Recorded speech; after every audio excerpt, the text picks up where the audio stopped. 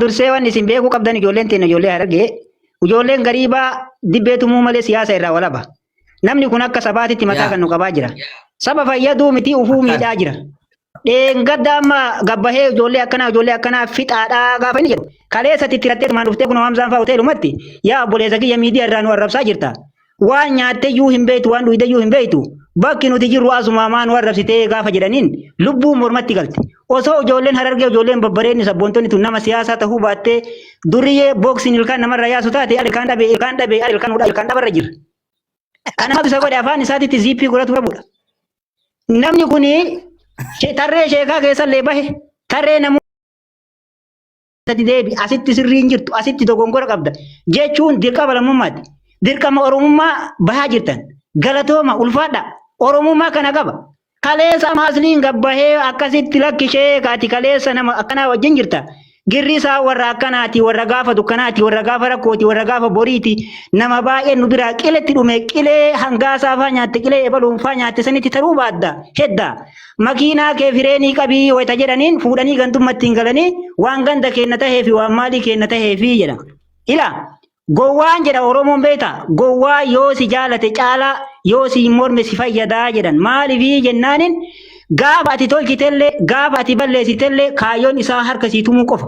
Ati badii jirta ati sirrii jirta siin hin jedhu gowwaan. Warri kennama warri gamanaa kun akkas ta'e.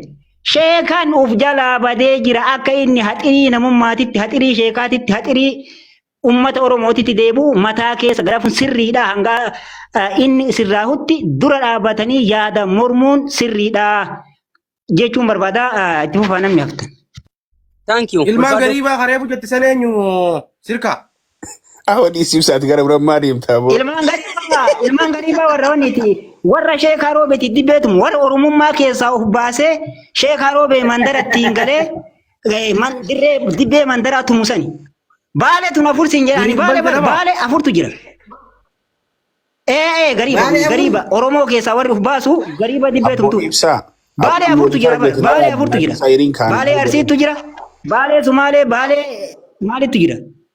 Kanaafuyyuu warri akkasii gariiba dibbeetumtu. Sirbi gariiba jedhu ni jira asa.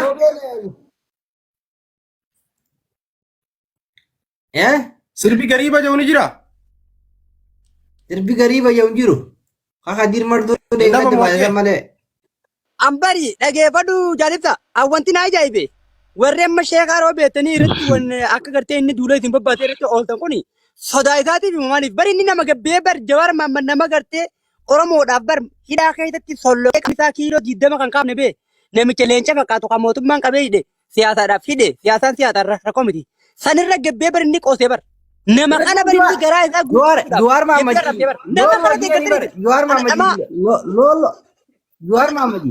Juwaar Mahamadii looloo jeeni bar kanan gartu isfaatiya biyya amatu jedhe loollo ati maal biyyaa buute loollo jaani bar juwaariin. Wallahi billahi taate komando woqataman billahi gantumara kimman qabu Abiyyeen gaangoo dhageessee dura.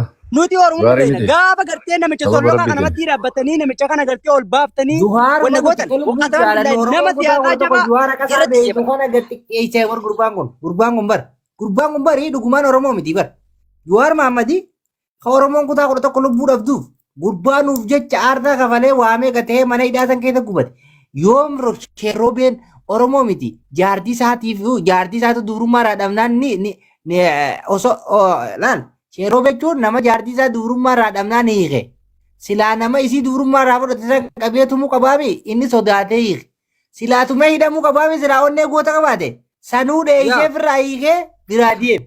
Dhageeffadhu santuutu. Dhageeffadhu. Sheekaa roobeechuun nama huteela namni qereesseef jaartii isaa bar amila inni gartee daddalaguu fi dhiisee ifii dhaqee bar huteela keessa rafaa olee bulee bar. Nama kana isin nama ittiin namichi jaartii daleeduu isaatti dhiisee gartee jaartii duubaa daleeduun taaptaaf gootu. Hiika nama kana isin sheekaa ittiin deeggartu. Qophaa dhaqee na alaa buluu yaa akii wallahi billahi gubanna yaa akii namni akkami jaartii ifii dhiisee. Namicha dhamaa sindararuu amaarri farshoo irraa dhuyitee darbite fuudhee aannan itti qicatee dhuguu bar. Wallahi.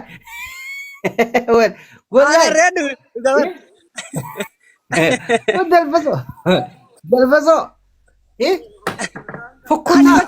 wanti na ajaa'ibu Oromoota kutaa kudha takkaa keessa wandummaan fokkottuun wandummaan gurra wandummaan qoyme Mon dhufeen kan bacaabache tafra qoftan nabar እኔ ማውራው ሐሳብ ነው ታሪካ keessatti dhalanne keessatti nuti akka baaleetti akka Oromoota akka Arsiitti hayyuu nama especially sodaa rabbii qabu waa'ee rabbii maqaa dhahatanii warra miidiyaatti dhufan tahee warra keessaa nama qaraasan tahee the only mistake jenneen jira namicha kanaan mistake maaliidhaaf namni rabbitti amane namni ayyaata rabbii beeku namni quraana tasgabbaahee deema nothing exaggerating godhu waa exaggerating godhu ayin baqabaqam ayi tarattaram ilaal sahay onnun isaa kun ልቡ የረጋ ነው እየተረጋጋ ነው በአላህ አያት ረቢ ነምን ቆመራቀ ሲገለሚ አያሽቃብጥም ምክንያቱም አላህ ከሁሉም ነገር በላይ እንደሆነ ያውቃል ኢማን አለው ልቡ ላይ የመጨረሻ በትውልዳችን አሳፋሪ እንደ ዝንብ ሌላዎቹን ሺኪዎች አንገት ያስደፋ ሰው ቢኖር ይሄ ሰውዬ ነው እውነት ነገረኝ ካል ነምኒ ባሌፍ ካላይቲ ብሎ ብርቃችን አይደለም የትኛውም የሮቤ ኢንቨስተር በየትኛውም ሰዓት ነምኑማን ኖርማል አንዱ ገበሬ እኮ 40 ከአንድ ሄክታር 40 ኩንታል እኮ ነው የሚያገኘው በአንድ ዙር በሁለት ዙር 80 ነው የሚያገኘው ማንንም ብርቁ አይደለም ስካይ ሆቴል ለቀኔ ብሎ እቺ በረንዳ ዳሪ ለዚች በረንዳ ዳሪ ግን ብርቅ ነው ሚኮዲ ጉርበቲ ተናገሩ ብርቂዳ ሲፋራ አብይ ነርካንቱ ኮኔ ሲፋራ ነመረቢ ነርካንቱ ነብይ ረቢ ነርካንቱ ሆቴል ለቀኒ ብሉን ሲፋራ መቃኑ ኛትን አንገታችንን ደፋን በዚህም ሰውዬ ምክንያት አንገት አስደፋን ሼም ነም ስፔሻሊ ዮ ካድሬ ተሄ አደራጀል ቀቤ ካድሬ ለምሳሌ ከዚህ በፊት የሚያነሳውት ነገር አለ ደንቦባችን ነገር አስወረበት የጠቅላይ ሚኒስቴሩ አማካሪ ዳቆን ዳንኤል ክብረት እምነቱ ዳቆን ነው ስለ እምነቱ ነው ያወራው የታወቀም በዛ ነው ሰኒም ቤከ ዋይ አመንታ ታለልሱም ቤከ ጋፋ ሙሙቸ ሚኒስቴራ ደገሩ ጀልቀቤ ፊያንጎ ወርቀት ዋኤ እምነቲ ለፈካይ ኪታበ መጽሐፍ ቅዱስቲ ለፈካይ መደበሪ ፍረት ሼካሮቢ ሙቱማ ካን እንደገር ሃደገሩ ቁርአና ከነ ለፈካይ ቁርአና ረቢ ለፈካይ ዋኤ መደመሪ ዋኤ ተኩቹማ ዋኤ ነብዩማ አብይ ሰለላሁ ዐለይሂ ወሰለም ጀዳ ሀሳ ወሰረደም ሲገለ ሞሊን እንዴሙካ ምክንያቱም እምነትና ፖለቲካ የተለያዩ ነገሮች ናቸው እስከዛሬ ሰዎች እሱን ሲከተሉት የነበሩት በእምነቱ ነው ዲፈመና ጎዳመት ሙስሊማ ሀደራ ጀልቀቤአን አመንቲ ሰበኩ ዲሴ መንግስቲ ሰበኩ ጀልቀቤ ጅራ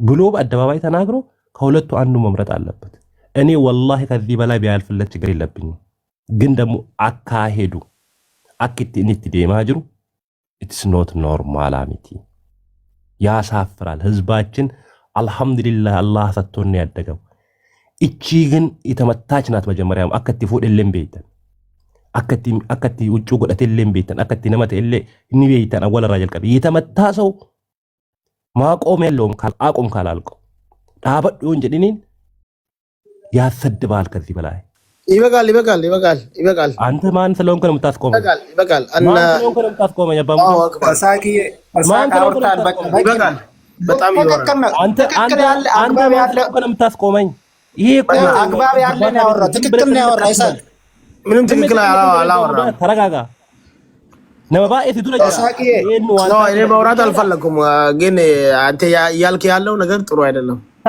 ታራውን አታሳልፈና እናወራኛም አላት ይሰኔ ገዳዲሮ አቲ ሚሊሻ